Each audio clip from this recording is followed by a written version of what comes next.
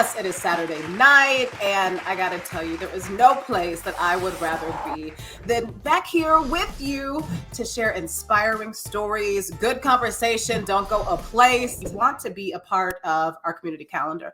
We can share your event, we can share your company, we can share what you have going on. All you'll need to do is go to our website, www.theconnectonline.com. So super excited about that. But coming up first, yes, next level conversation. And this guest is going to do just that. I got to share with you how I met the Karen Swain. No, we're not related. Well, actually, we are. I'm going to claim that. So tonight, you will need your paper and pen. She went from $100,000 a year to 200 to 300, and now she is a multi-millionaire. She's going to show you how you can do it too. All right, Karen Swain, welcome to Natalie. Thank you, girlfriend. Hi, Natalie. Girl, we're here. This ad that I saw with this program that you're working with, talking about how to price your product, blew me away. And I don't even sign up for free discovery calls, but I bet you I signed up with Karen Swain. They said on the bottom, you can sign up. You can do a 30-minute discovery call. I said, ooh, I'm signing up. I want to talk to Karen Swain, and look at God. You are on Natalie. So yes, Miss Karen. Thank you, Natalie. Thank you. When I really learned how to price, I'll say that. I've been in business about 10 years. And so when I entered the federal government space and started doing business with the government, that is when I truly learned how to price, because the government forces you to be a big girl and a big boy. Listen, you talked about having that $100,000 year, 200, 300 before you became this multimillionaire. I want to go back there and how you knew you were equipped to transition into being your own boss. Like a lot of us, we get into these jobs and you really know if you're an entrepreneur. Most entrepreneurs, it's just in our soul. It's in our spirit. It's almost kind of something we're born with, right? But you always know that you've got so much more to offer. Yeah. So I was at that point of my career where, I had experienced some success, got into a little bit of upper management. And so I decided, I wanted to break out on my own, but I needed to have a plan to do it. I took some time off because I needed it. So the thing that I did, and what I would recommend is start out as an independent contractor first. Learn how to do business by yourself, because what that's going to do is every time you go to a project, you're going to build some more relationships. Then when you get ready to really get out there and stand up a company, you really understand the things that you have to do to make that happen. So that was kind of my strategy. I went out as an independent, and from there, I did that for about 5 or 6 years. And then I moved and really stood up the company and, brought on employees and started going after big contracts and that kind of thing. But what are some things that you see people can maybe do now to get a more accurate pricing for their business? Okay. All right. Let's talk about that. So the one thing that I see small businesses struggle with is, one, we don't have accounting in place, right? I'm talking about an accountant, and an accounting system of record. The vast majority of small businesses, we use QuickBooks. So when I say have an accounting in place, that means that, to your point, Natalie, when I talk to you about those direct and those indirect costs, the direct costs are the easiest, because those are the costs that in professional services that you will spend on labor. Right. Those costs that it takes to produce or render that product or service. It is the indirect costs that is a bit more challenging. And this is where accounting comes in, because your indirect costs, there are 3 major cost pools: fringe costs, then you've got your overhead, and then you've got your general and administrative costs. Those costs are flagged and they are tied to a cost pool. Your accountant has to work with you to be able to reconcile your statements every month and be able to take those costs and classify them into the appropriate classification of account that's embedded in your chart of accounts. This is covering costs. We're not talking about profit yet. This is strictly for you to break even. Then you add profit on top of that, and you'll know what your profit average margins are based on industries and that kind of thing. But first, before you even say yes to a job, you've got to cover these costs. And I want to talk about this transition into a program that I promise you I'm getting up in. Yes, Lord Jesus, thank you, Lord, because it is something that small business owners of color can take advantage of. It is called the 8A program. It was life changing for you. It's That's right. SBA. Break that down and talk about how that changed your life and how you're changing the lives of others through this program. The name of this program, it is a program that's administered by the SBA, the Small Business Administration, and it's called the 8A program. It's the number 8, small letter A. It is a 9-year program. And so in that 9 years, what most of us try to do as 8A firms, we try to get the revenue up. And when we graduate out of the program, you can do what you want to do. And so what the 8A program is about, I'm going to introduce you to a term called the Federal Acquisition Regulation, or the FAR. It is the way the federal government procures products and services legally with the vendor community out here. So the FAR states that a certified 8A small business can be sole source awarded. Sole source, SOLE, SOURCE. A synonymous term for sole source, put this in parentheses, is a direct award. That means that a contract can be literally given to you or awarded to you with no competition up to a maximum of $4 million. That is the Federal Acquisition Regulations, the FAR's rule around the 8A contract vehicles, what government calls them contract vehicles. There are 4 of them.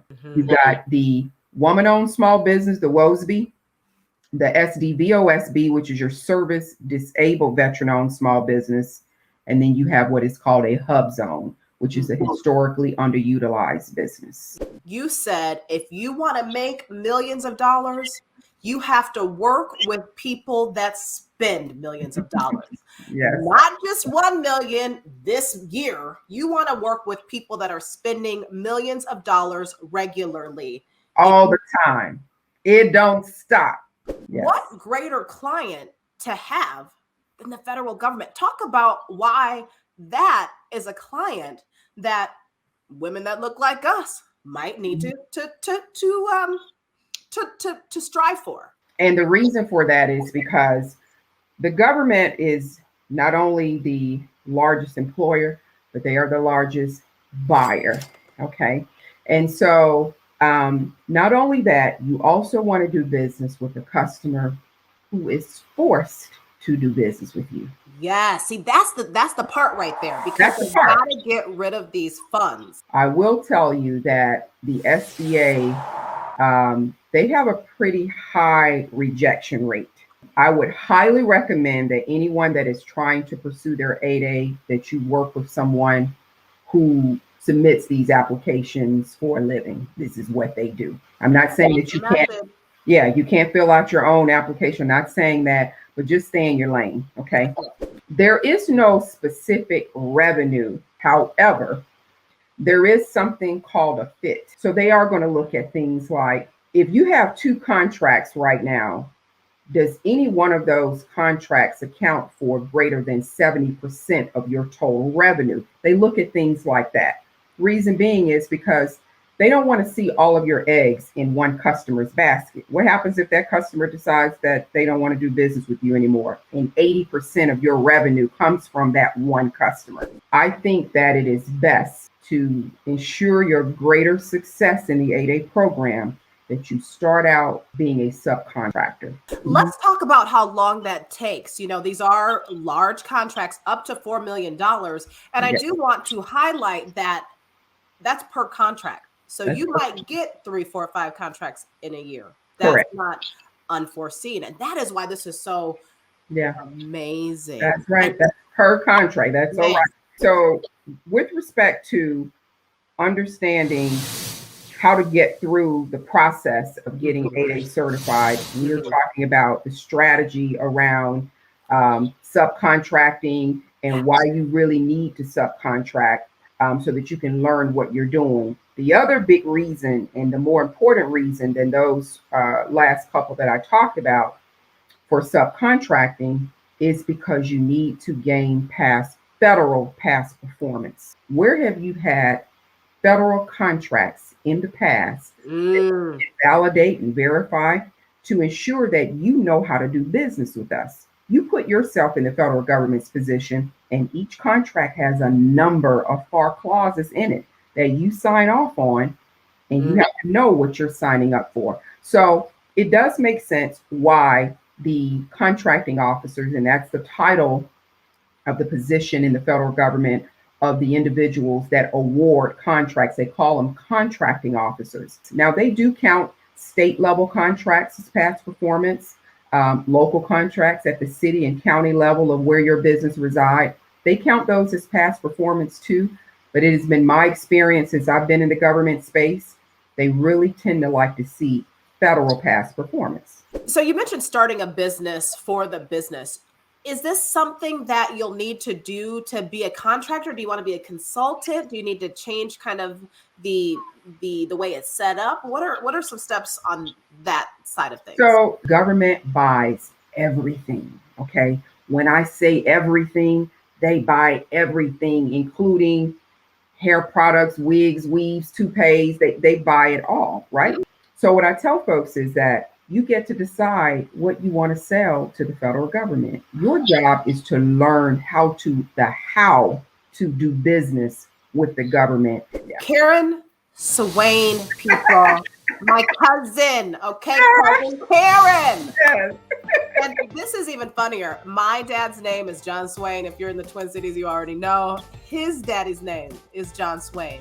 Karen's daddy name, Johnny Swain. Johnny Swain. Yes. Johnny's daddy name, Johnny Swain. You can't Isn't tell it me crazy, Natalie? Family. So crazy. My new mentor.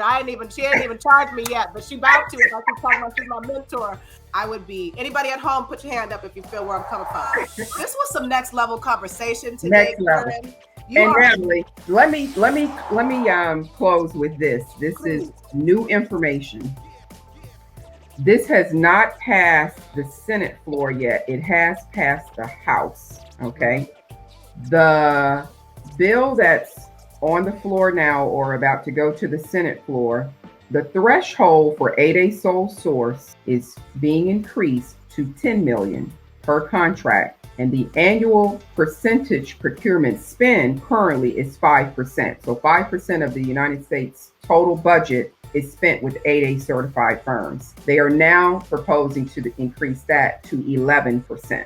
So that is some recent legislation that's out there. So we're prayerful that it can pass. If it does, this just puts us in an even better position. Okay, at least look and consider the federal government as your next customer. That's what I would say, because I guarantee you anything that you're probably selling, you can sell to the government. You just need some help and guidance. That's it. How can people reach you? So my website is IamKarenSwain.com. You guys can go there, and then all of my social media platforms, which are Instagram, LinkedIn, and Facebook, is at I Am Karen Swain. We don't market our businesses on social media. That is not the way we market to the government. Now, my coaching business, that's different because I had to come on social media to find the Natalies and find you guys. So that's how you find me. I do have a way for you to book a discovery call with me, like Natalie did. You all should do that. Take advantage of that. It's 30 minutes. Let me try to understand where you all are, even if you're a fit, or I may tell you you're not a fit right now for government contract. I want you to wait and do this or that, and give people information, because that's all we need. Most of us, we are just, a conversation away from making a different decision in our life. Somebody had told me, I would have made a different decision. So that's what we're here to do. Okay. All right, y'all. Well, make sure you check out Miss Karen Swain. And coming up next, the heat don't stop. Have you seen Friday? Have you seen New Jack City? What about what's that movie? Jason's Lyrics? Oh yeah. We've got the daughter of the producer that brought all of your favorite movies from the 90s. Her name's Camille. She's coming up next. Hey, beautiful people, it's Major Mr. This is why I love you. And you are watching the Connect Network TV.